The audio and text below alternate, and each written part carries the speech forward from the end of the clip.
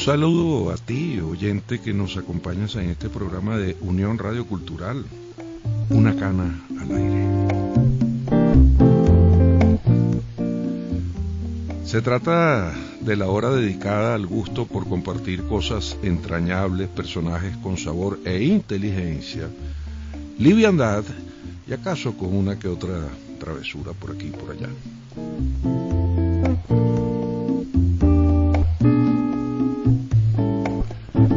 Giancarlo Caraballo está en el control de sonido de la estación, Ana Karina Fajardo en el apoyo de producción, investigación, locución con su certificado 58.919.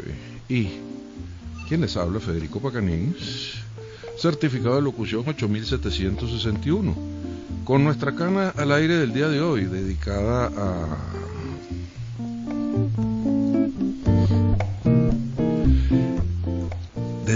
al compromiso social y la escena. ¿Qué cosa puede ser eso? La palabra método tiene un significado cuando se le refiere a alguien que quiere ser actor o actriz. Método, en ese caso, significa no otra cosa que un procedimiento para que una persona pueda representar adecuadamente a un personaje escénico. Es decir, es un método para el actor o para la actriz. Y que ese personaje escénico que se representa tenga credibilidad.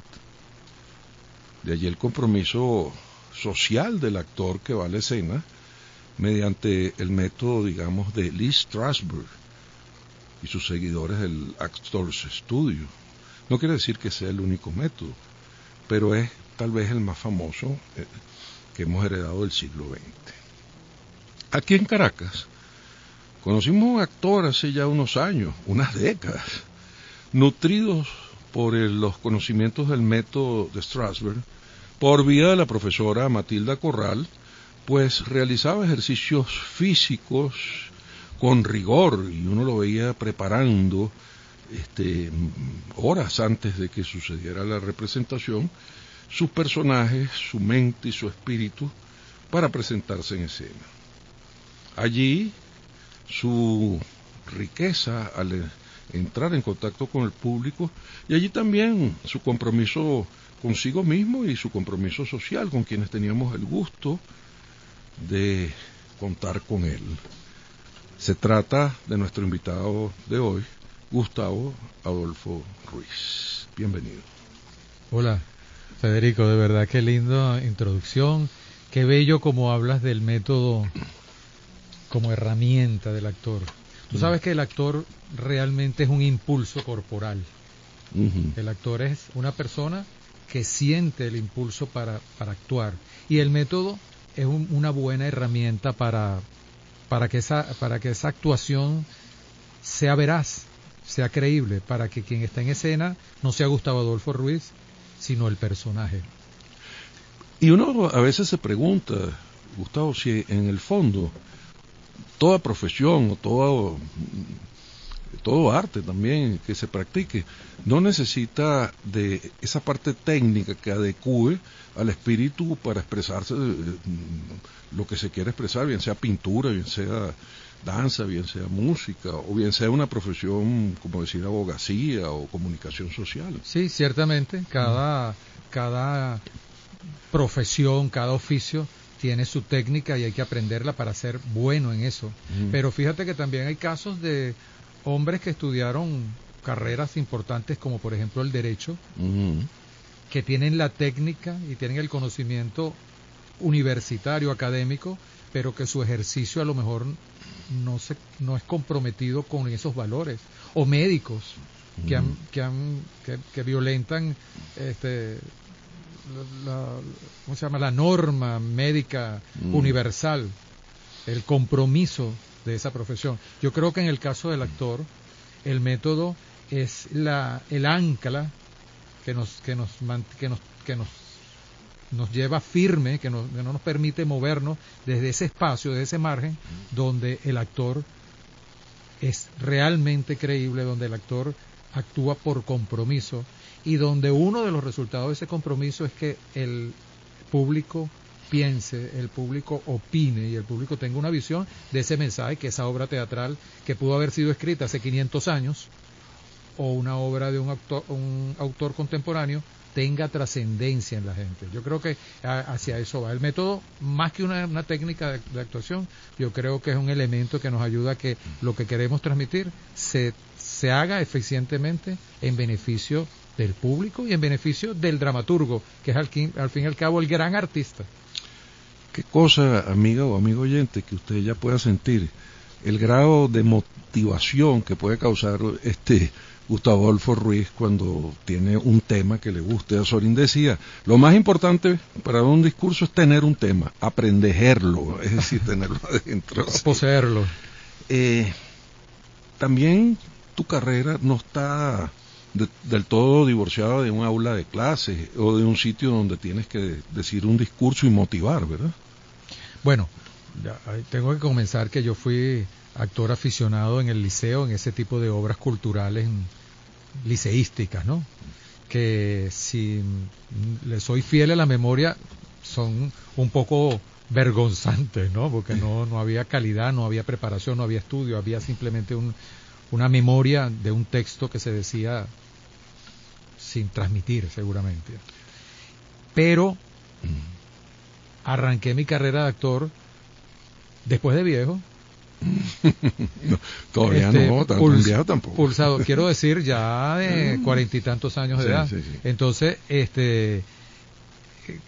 me atreví a empezar a hacer teatro aficionado, bien hecho, en el sistema de teatro que tienen los clubes sociales caraqueños, que inclusive tienen un festival de teatro de clubes, interclubes, y allí, bueno, empecé a mostrar mis capacidades, empecé a mostrarme como actor, me formé bajo la conducción de Matilda Corral y con otros también importantes influencias de directores que me han dirigido, el caso de Antonio Cuevas, el caso de Carmelo Castro, el caso de Orlando Arocha, y tu caso, Federico, que muchas veces también me has dirigido, ya no en el teatro interclubes, sino que tomaste mi mano de un showcase y me sacaste de los clubes para ir a un teatro un poco más comprometido, un poco más cercano al gran público cultural, no solamente restringido a los clubes, y eso es lo que me hace sentir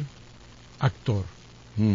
Entonces, no se aleja del ser humano que soy, al fin y al cabo, un hombre tal vez muy parecido a ese que describes, con mucho compromiso social, porque lo hago en la cotidianidad. Es decir, soy definitivamente un gregario, en su término tal vez más tradicional, más clásico, más ortodoxo. Una persona que vive en comunidad y se conecta con esa comunidad y no puede estar sin la comunidad. El hombre, yo no hubiera podido ser el hombre solitario de la isla.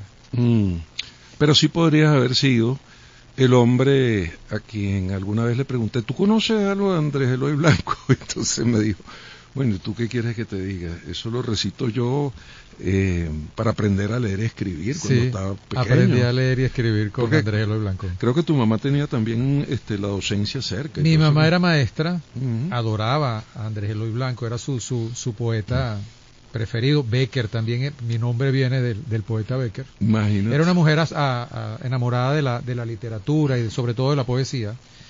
Y bueno, me fue enseñando con sonetos, con las coplas del amor viajero, los sonetos de Andrés Eloy Blanco, y poco a poco me fui adentrando en ese tema de la poesía, fui conociendo después un poco ya más grande poetas, y entonces eso como que me fue preparando la piel, la de afuera, la interna, la epidermis, pero también esa piel difícil de domesticar, que es la piel interna, la piel del sentimiento, del dolor, de la comprensión. Me enseñó valores de solidaridad y por supuesto eso crea las condiciones, es un caldo de cultivo ideal para alguien que puede transmitir a través del arte, en mi caso del arte teatral. Imagínate, definirse como un ser gregario en Venezuela y representar ni más ni menos que a Billo Frometa en escena. Sí, tal vez el caraqueño, no nacido en Caracas, más caraqueño y universalmente aceptado por Caracas Claro. como su cantor. Bueno, eso tuvimos el placer de compartirlo con la Orquesta Sinfónica Municipal de Caracas y con el maestro Rodolfo Saglimbeni, en paz descanse, quien nos dio la mano y la oportunidad de presentar aquel Billo, una revista musical donde se recreaba la vida de Billo Frometa, y no era otro el maestro que Gustavo Adolfo Ruiz. Tal vez si usted lo cruza en la calle, lo conoce, le dice, oye, no sé si te veo parecido o no. Sin embargo, cuando lo veías en escena, decía, ese es Billo. Un poco eso, el trabajo del actor. Tú sabes que como actor es un orgullo para cualquier actor estrenar una obra. O sea, el primero que representó Romeo, el primero que representó, qué sé yo, en el caso venezolano tal vez, El día que me quieras. El primero que interpretó eso, quien interpreta primero marca una forma de hacer que no está exenta de que alguien le dé su propio toque y la modifique inclusive y se le hagan hasta versiones, pero que siempre poder representar por primera vez una obra es un gran compromiso. Esa oportunidad me la diste tú en dos oportunidades, tanto en el caso de Billos como el hermoso personaje del Hombre del Sillón. Entonces tanto en Billo como en el Hombre del Sillón me tocó crearlo, pero con la dificultad en Billo que estaba representando a alguien que lo recuerda a la gente. Claro, en su entonces gestual, es muy difícil representar a alguien que es conocido sin un gran trabajo, inclusive sin un gran trabajo de maquillaje, porque el humorismo, el cine, con la ayuda del maquillaje presenta el rostro del personaje, pero en nuestro caso era más acercar el sentimiento y lo que de ese Billos, personaje significa y lo que significaba, correcto, y tal vez me siento agradecido por esa oportunidad, por esas dos oportunidades, Federico, pero también por la oportunidad de recibir esos aplausos generosos del público, pero tal vez el aplauso más grande cuando hablas de esa mimetización del actor con el personaje me lo dio Charlie Frometa, que al terminar una de las representaciones de Billos se acercó al camerino traído de la mano por ti para saludar a quien había representado a su papá, y lo primero que me dijo fue bendición, papá, porque él lo que sintió fue ver a su papá y en escena. Entonces pienso que eso es para un actor tal vez mucho mejor que cualquier otro reconocimiento, el resultado de la obra para cualquier artista es, yo creo, su gran logro, que esa obra sea bien valorada. Y en mi caso, bueno, siento que en el caso de los espectáculos que trabajamos, la ciudad de Caracas, la canción de Caracas, inclusive en sus diversos formatos, uno siempre como actor ha tenido la satisfacción de haber podido representar bien lo que tocó hacer. Estamos con Gustavo Adolfo Ruiz y hay un secreto de actor que me lleva a una anécdota cuando estaba representando Billo. Los que estén familiarizados con ese método de Strasberg y de la escuela de él, pues, ¿no?, sabrán que hay algo que se llaman los objetivos, los superobjetivos, y allí también se trasluce un secreto que el actor no se lo dice ni siquiera a su director ni a nadie. Eso lo vivimos porque Gustavo Adolfo sí es un actor riguroso del método, y cuando fuimos a Billo resulta que había que dirigir la orquesta y se preparó, entre otras cosas. ¿Te acuerdas que Billo es zurdo, no? Sí. Y entonces le preguntó al maestro Saglimbeni, bueno, ¿será que yo dirijo una orquesta? Y te dio unos rudimentos para poder hacer los primeros compases. Correcto. Creo que era del Cubano en Caracas, porque un Cubano en Caracas. Eso lo reproducíamos como un momento trágico dentro de la comedia que presentábamos, ya que es tomado de la vida real. Billo se desvaneció en escena por la emoción de dirigir la Orquesta Sinfónica de Venezuela, en el Teresa Carreño, y luego ya perdió el conocimiento y murió a la semana. Pero en fin, ¿cómo era ese desvanecimiento? ¿Cómo sucedía en escena?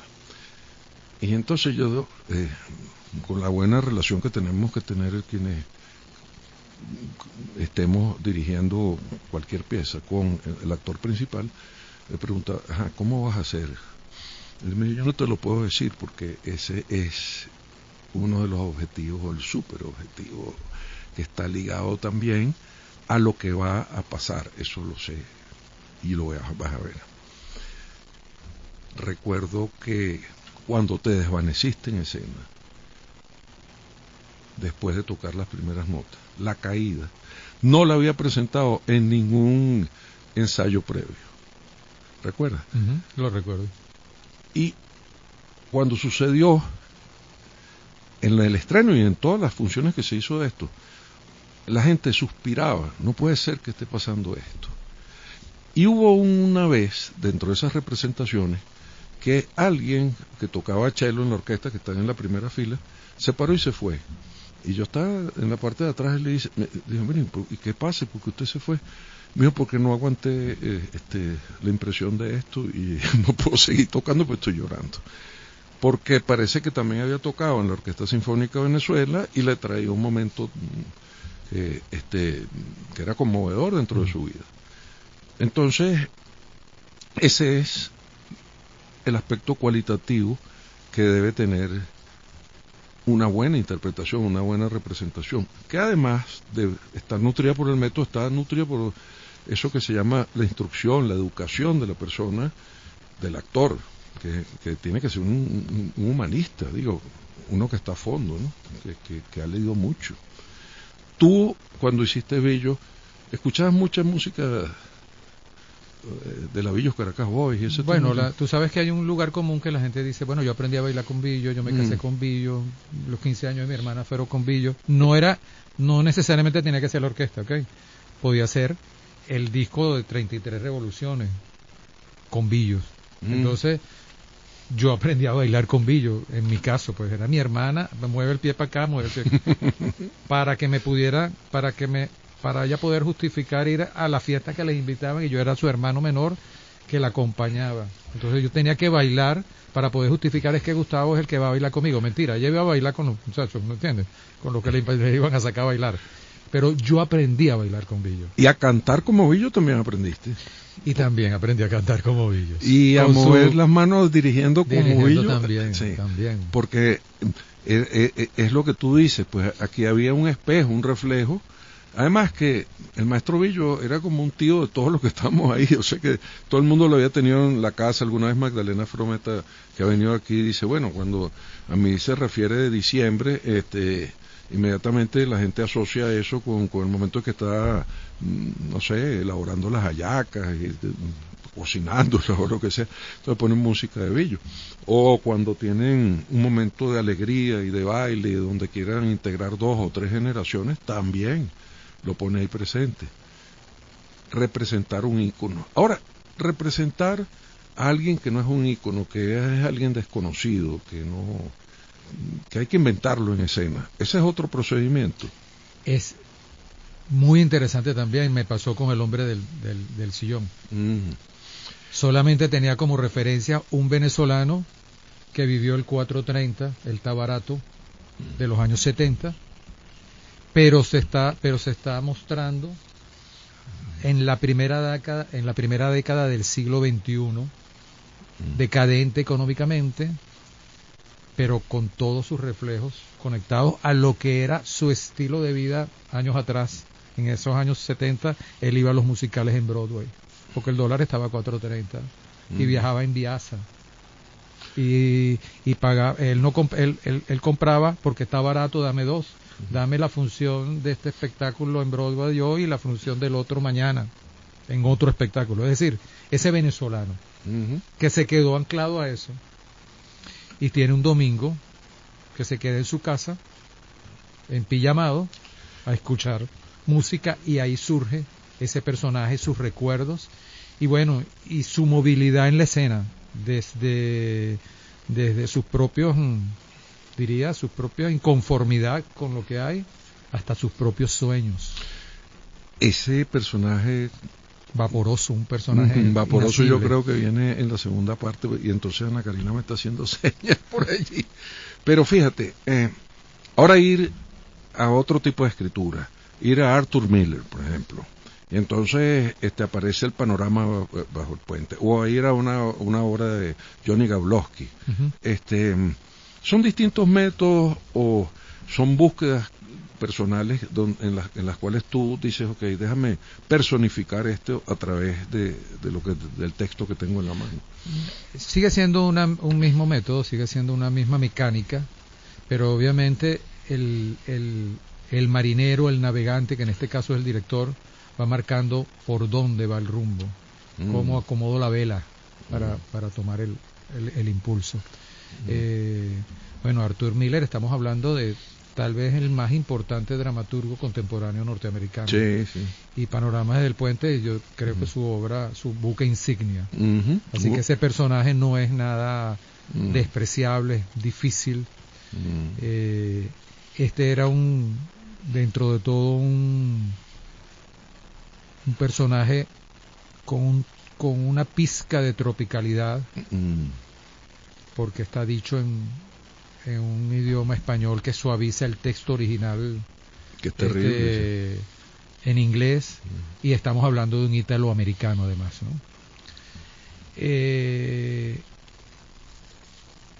Siempre es un gran reto, una gran obra dramática, y allí yo creo que hay que ser más riguroso en el trabajo del detalle, porque allí el detalle exige que se mantenga en lo más alto la construcción del personaje, y allí creo que es exigente.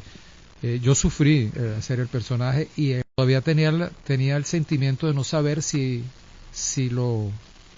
iba a ser bien recibido. El tiempo y me aplaudió. Fíjate una cosa, Gustavo Adolfo, cuando estamos planteando estas cosas y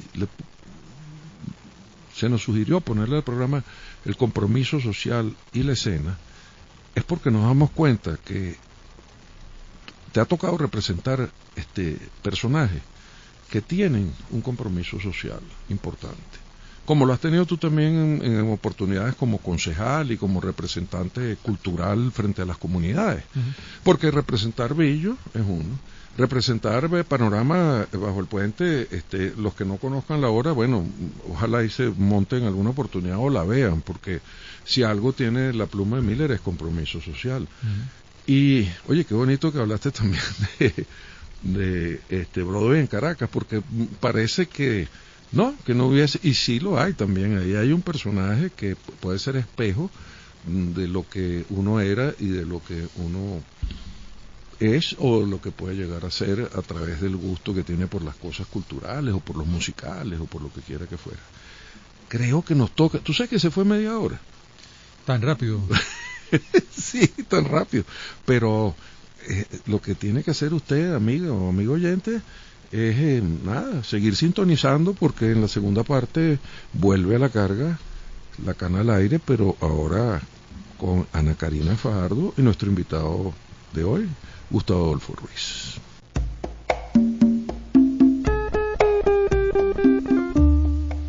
Hola, hola, les saluda Ana Karina Fajardo y estamos de vuelta con la edición de hoy de Una Cana al Aire, titulada Compromiso Social y Escena.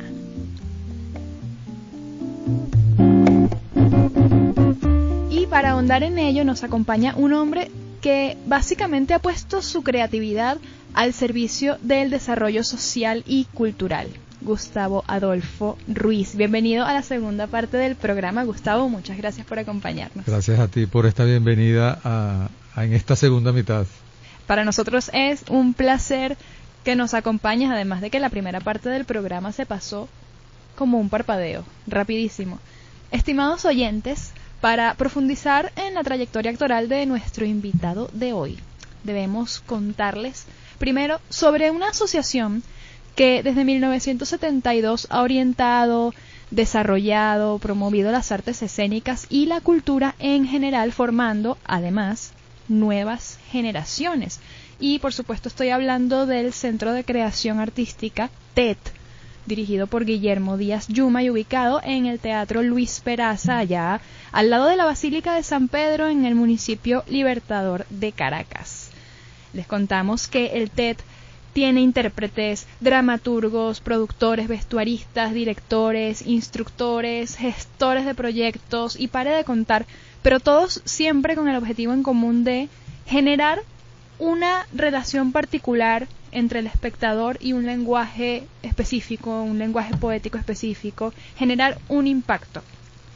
Y yo menciono todo esto porque, como veníamos comentando en la primera parte del programa, de una u otra forma, el TED se encuentra dentro de la trayectoria actoral de nuestro invitado de hoy y también el nombre de la directora Matilda Corral, que en el 2007 dirigió el ciclo teatral TED con Limón. Qué buen nombre. TED con Limón en la sala José Ignacio Cabrujas.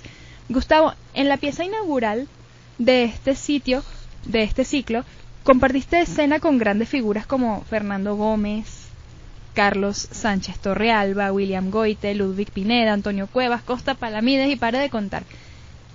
¿Qué es lo más gratificante que te dejó esta experiencia con el TED? Bueno, estábamos haciendo Guantánamo, un texto, además controversial, políticamente, no solamente socialmente comprometido, sino políticamente comprometido. Tiene una visión, tiene un mensaje, tiene un discurso. Y estaba entre gigantes, siendo yo un enano. Es decir, años de experiencia teatral.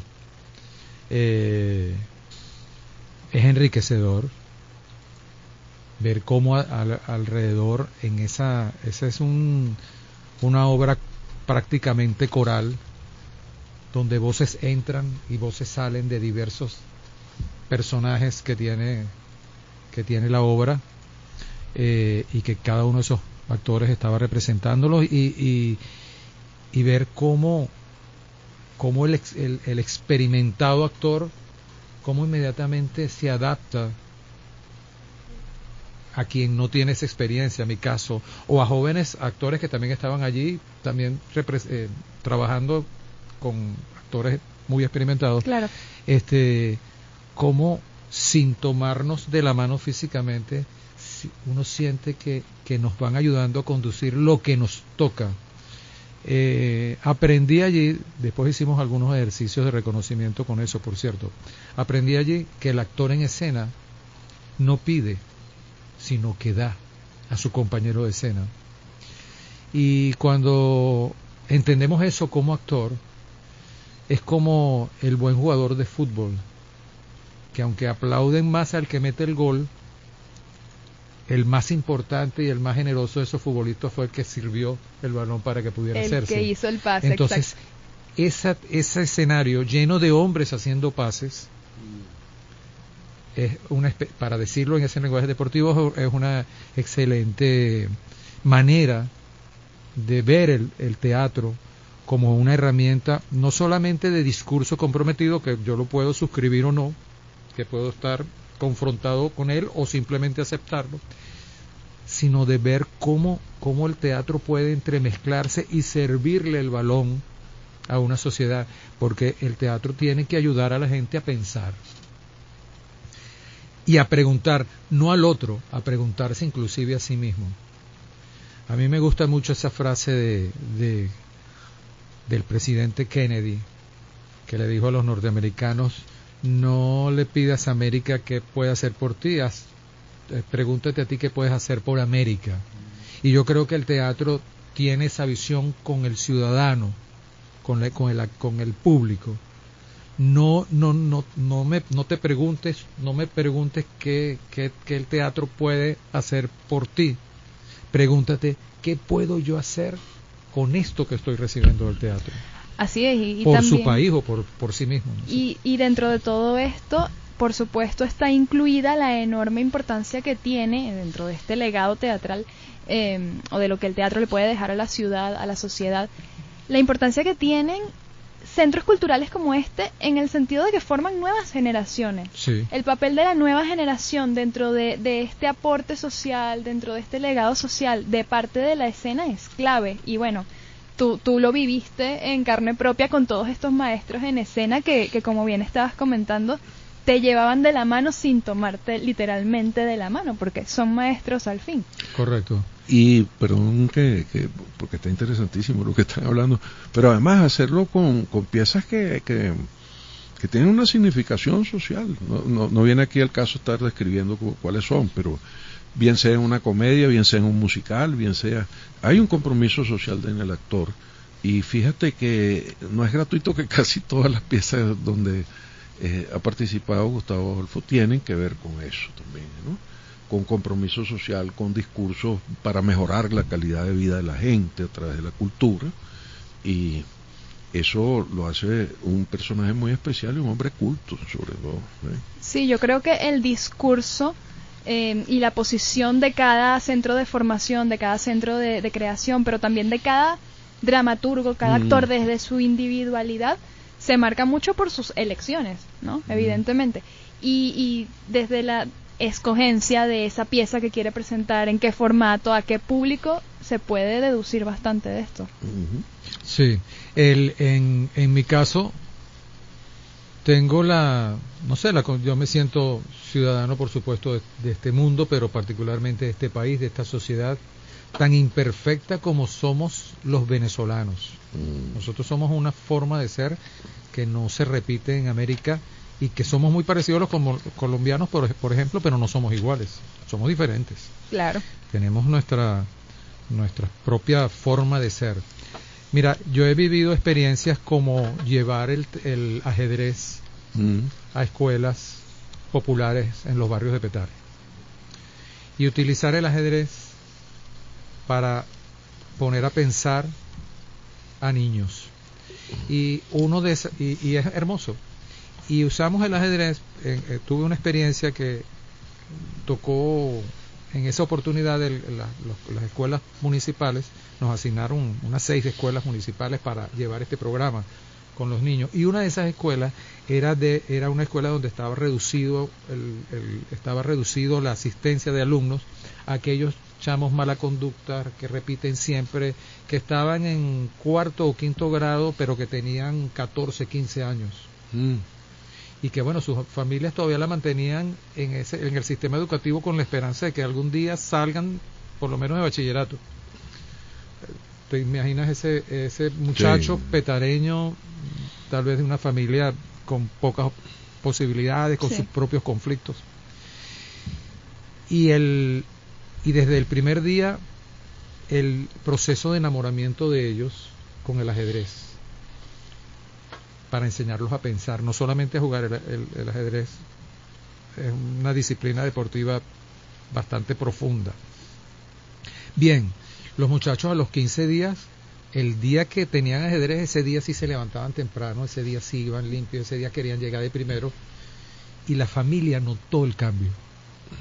Y empezaron a acercarse padres que nunca van cuando los citan para decirle las notas, porque ya saben que le van a llamar la atención por el hijo, porque cada vez que lo llaman a la escuela es para reclamarles algo.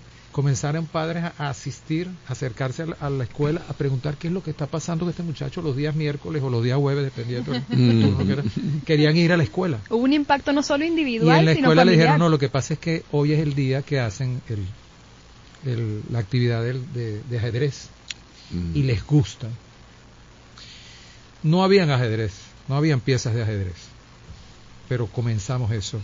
Y la propuesta del profesor de ajedrez que conseguí, que es un joven maestro de ajedrez federado, criado en un barrio petareño, que me llevó ese proyecto, me pareció bien y lo impulsamos.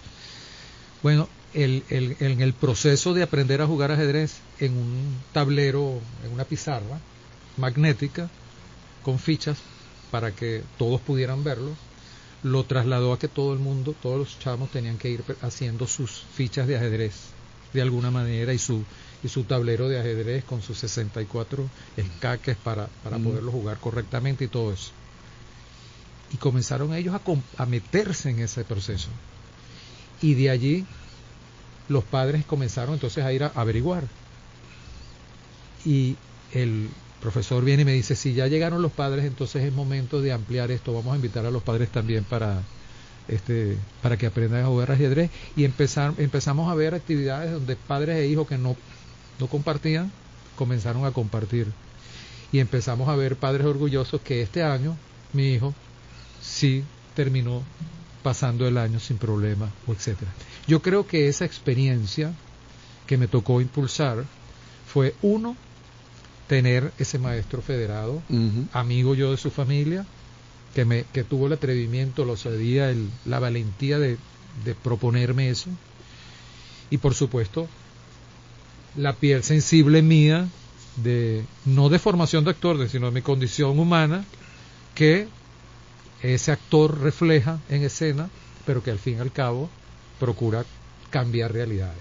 Eso me hizo también, cuando me di cuenta del poder del ajedrez, que es una disciplina tan difícil, no es un deporte popular ni algo que juega todo el mundo. Puede jugarlo cualquiera en una plaza, en un tris-tras.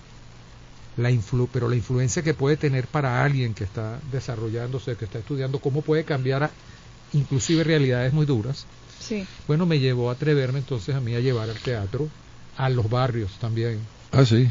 Y de la mano de Matilda Corral, llevar gente de los sectores populares, madres, obreros, secretarias, qué sé yo, jóvenes, a hablar de sí mismos en un pequeño monólogo que ellos mismos desarrollaban con sus experiencias de vida para pulirlas en las clases y después, o sea, que los convertían ensayarlas y convertirlas en dramaturgos, y en los convertían en una actores. especie de dramaturgos de su propia historia personal, pero sobre todo para decirlo con sentido teatral, para decirlos bien dicho, para que alguien lo escuche y se deleite, por muy dura o por muy risible o por muy insignificante, como quieran ponerle, experiencia que haya vivido, y que eso se traduzca en algo interesante, y ver a su familia y a sus vecinos, que era el público que asistía. Invita a tus amigos, invita a tus vecinos, invita a tu familia. Ese era el público al que ellos se presentaban en una especie de showcase al final para culminar ese taller, y salir la gente entusiasmada, y ellos decir, porque en ese proceso, mira, si no has ido al teatro, ve a ver esta obra que es gratis, la están pasando de tal lado, etcétera, y ellos después, el testimonio de ellos, primera vez que fui al teatro, yo nunca había ido, primera vez que yo vi una obra de teatro, nunca la había visto, me parecía que eso era aburrido, yo prefería otras cosas, y cómo cambia la perspectiva. Tal cual. Y la verdad es que no es un secreto que los beneficios del deporte, que por cierto, mucha gente no sabe que el ajedrez es un deporte, y también de las artes, no solamente impactan en el intérprete o el deportista, o en fin, en quien los ejecuta, sino también en su círculo más cercano, en lo que puede ser su familia, y a la larga eso va abarcando varios aspectos de la sociedad. Y hablando de artes, por si no sabían o por si están sintonizando ahorita, estimados oyentes, también algo de teatro musical hay en la trayectoria artística de Gustavo Adolfo Ruiz, como comentábamos en la primera parte del programa, pero vamos por partes. Gustavo, ¿qué te viene a la mente si yo a ti te menciono la canción de Caracas o incluso la canción de Caracas en Navidad? Oye, imagínate, en primer lugar es una obra muy disfrutable, pero a mí me trae a la mente el picó de mi casa, mi mamá poniendo sus discos 33 revoluciones o algunos 45 que también tenía, y ella puliendo la casa o barriendo, limpiando. La canción de Caracas es una especie de pick-up,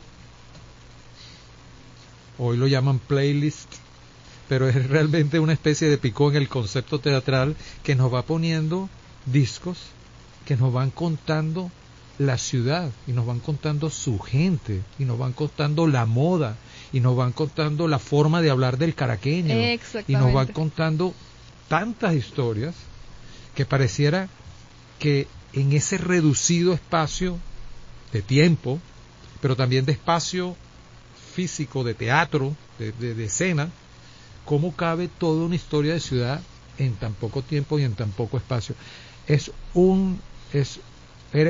Ha sido una de las grandes satisfacciones, porque además cada función tenía una energía especial, pasaban cosas, se salía del carril inclusive muchas veces la obra, y unas y otras obras, estas obras son producción y libretos de Federico Pacanins, y Federico como director, conociendo que ese carro se descarrila, bueno, permitía que uno lo pudiera encarrilar, pero estaba en la mano del actor llevar otra vez el texto por donde debe ir y no quedarnos en la emoción de repente que obligaba o llevaba a un actor a hacer algo que no estaba ensayado. Claro, no, y en las artes escénicas, como son en vivo, como es algo básico de las artes escénicas, tiene que haber cierto espacio para la flexibilidad también, la improvisación, pero sin perder el sentido de lo que se quiere decir, el centro del asunto. La canción de Caracas en sus múltiples temporadas, yo creo que ha hecho una radiografía melódica de la ciudad, una radiografía de Caracas a nivel musical, contando, por ejemplo, con la Orquesta Sinfónica Gran Mariscal de Ayacucho, y ahí hay de todo, hay boleros, tangos, villancicos, parrandas, ska, y como venías diciendo, todos los géneros que han identificado de una u otra forma Caracas a lo largo de la historia. De hecho, en el 2012 compartiste escena, hay que mencionar, con Yolanda Moreno, sí, nada más y nada menos, Memo Morales, Horacio Blanco, Selene Quiroga, Daniel Jiménez, Yolanda da Costa y el coro juvenil Núcleo San Agustín, dirigido por Luis Barrios. ¿Cómo crees que la música, en este caso presentada en formato de crónica escénica musical, puede acercarnos como cociudadanos? Yo creo que parte del principio de que todos tenemos un playlist personal. Todos tenemos nuestra colección de discos personal de vida. Y fue muy acertado que en El Cronista ha sido acertado escoger temas que hablen del tiempo específico, porque esta obra arranca en los años 20, en la Caracas de los años 20, y concluye en la Caracas del 2000 ya, del siglo XXI. Entonces, para todos esos momentos habían temas, y por supuesto la música tiene la particularidad que suena y me recuerda dónde estaba yo, qué estaba haciendo yo cuando sonaba esta canción. Como lo que nos comentaste ahorita. Correcto. En tu casa, claro. Uno viaja en el tiempo un poco, ¿no? Tal cual. Y la otra clave que creo que tiene este formato de la crónica, esto no era un musical, es decir, el musical son actores cantando en personaje. Estos son actores que están cantando en el personaje, pero que rompen la cuarta pared teatral y que se acercan al público y que interactúan con el público y que toman todo lo que dice y hace el público y lo agregan a la escena. Inclusive suben al público al escenario, convierten al público en actores en minutos. Todo ese tipo de cosas lleva esa crónica musical. Amigo y amigo oyente, yo estoy como ustedes escuchando esto porque, wow, qué regalo nos estás dando, Gustavo Adolfo. Me trajiste memoria, estoy escuchando, entre paréntesis, desafortunadamente no hay canción de Caracas en estos días, no lo estamos haciendo. Ojalá, ahí queda la idea en el aire. Ahora oyéndolo, yo digo, ojalá que hubiera. Muchísimas gracias por todo lo que estás diciendo también. No, a mí, y honestamente, como técnica teatral, el atreverse, Federico, a romper la cuarta pared, acercar al actor a la gente. Físicamente los actores salían de la gente, salía de entre el público, y a lo largo interactúan con el público, y en un momento dado el público o parte del público es el que se monta en la escena a hacer teatro sin darse cuenta de que forman parte de la obra. Y si hablamos de música que nos une, sería casi una ofensa radiofónica mencionar a Billo, como pasó en la primera parte del programa, y no incluir un pedacito de alguna de sus canciones en este programa, un pedacito, ya que vamos cortos de tiempo. Aquí vamos con un fragmento de Pa' Maracaibo me voy, de la Billos Caracas Boys y Dimensión Latina.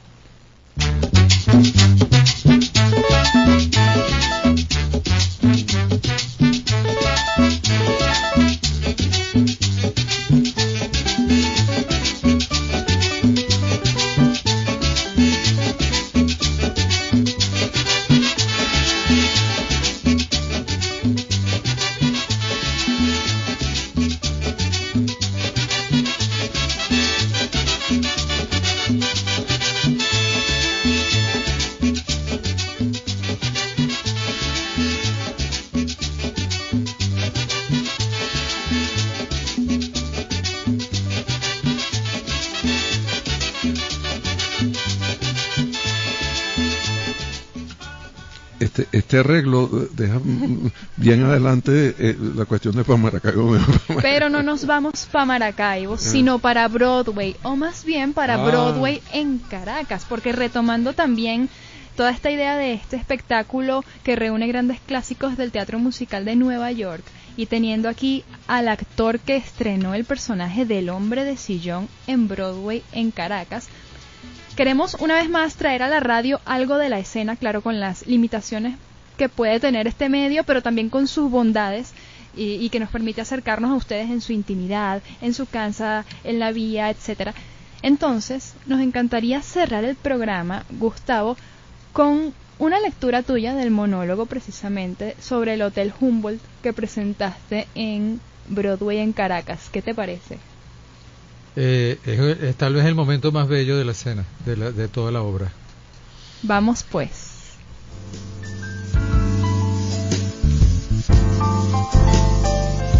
Se trata de un domingo en la tarde, achicharrado uno por el murmullo de la ciudad lenta. El ensueño de la siesta marca el sonido de viejos discos que dan rumbo a ciudades ideales: París, Londres, Viena, Nueva York, Nueva York. Entonces despierto de golpe de mi cómodo y destartalado sillón. Que Londres ni Nueva York. Sueños, puro espejismo de grandeza, ese allá muy lejos de aquí. Sueños de domingo en la tarde, más nada. El mundo de verdad termina en el borde del Ávila. Al menos allí acaba para mí. Sitios lejanos, idiomas extraños, que siguen quedando donde siempre estuvieron, en el mundo del ensueño, a 1000 millas de distancia, sin posibilidad ni remota de verdadera conexión inmediata. Lo siento por mi miopía y también por mi limpieza de bolsillos vacíos, pero cuando estaba chiquito, el paseo al Humboldt, allí en el Cerro del Ávila, estaba impregnado de neblina. Era como imaginar un viaje a Suiza en medio de un pequeño viaje, y al menos a lo que te imaginabas de Suiza a través de las películas. Te montabas en un funicular que parecía llevarte a una estación de esquí o quizás a un exótico lago.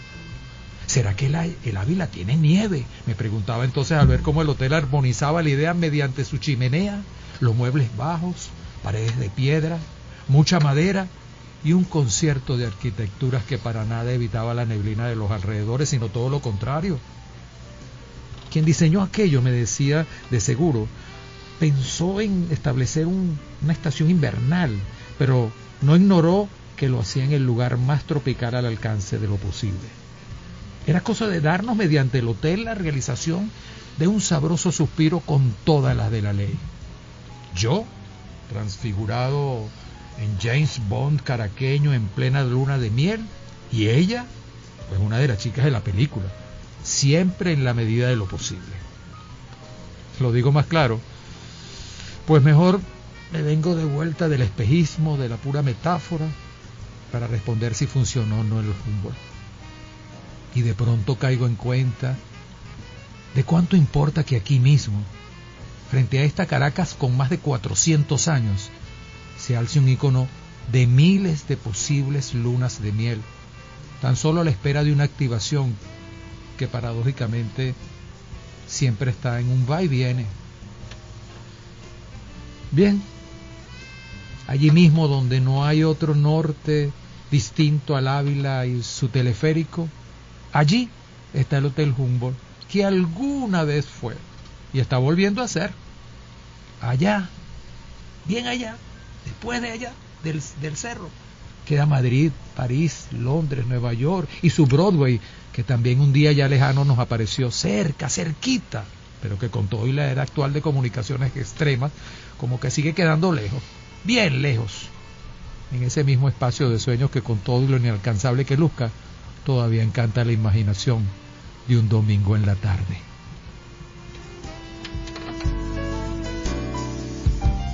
Salud, hijos míos, que todavía resuenan. Salud.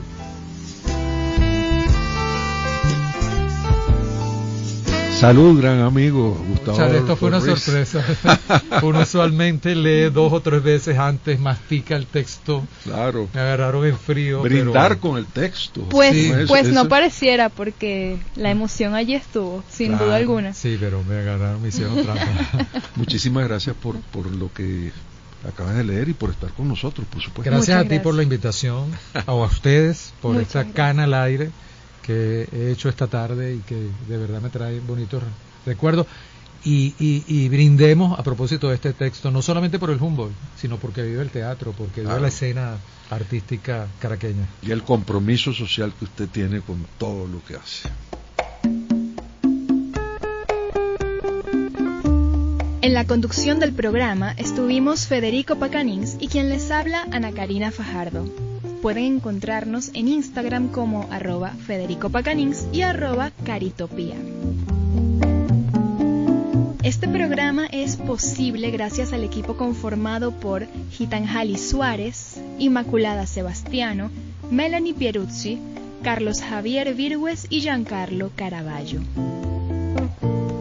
Recuerda que nos puedes seguir en Instagram como @_lacultural.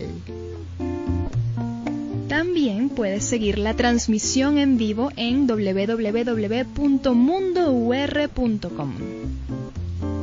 Gracias por acompañarnos en la edición de hoy de Una Cana al Aire, un espacio para la cultura urbana. Hasta la próxima.